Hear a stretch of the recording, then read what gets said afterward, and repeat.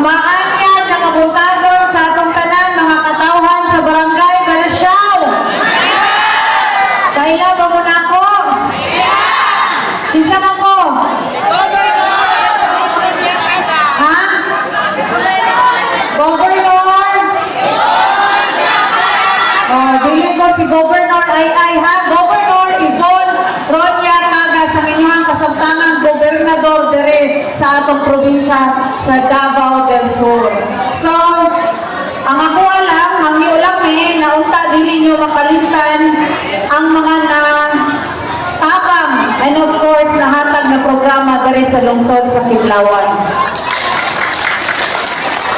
Tabangin nyo ninyo para maabot na eleksyon na unta atong ipadayon kung unsa may nasugdan the late Governor Dodong Cagas.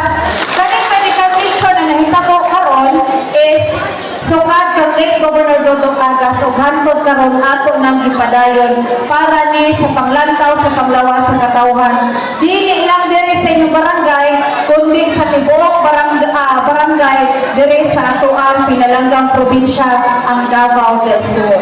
Kamong tanan nahigugma ba mo sa atong probinsya? Nahigugma ba mo?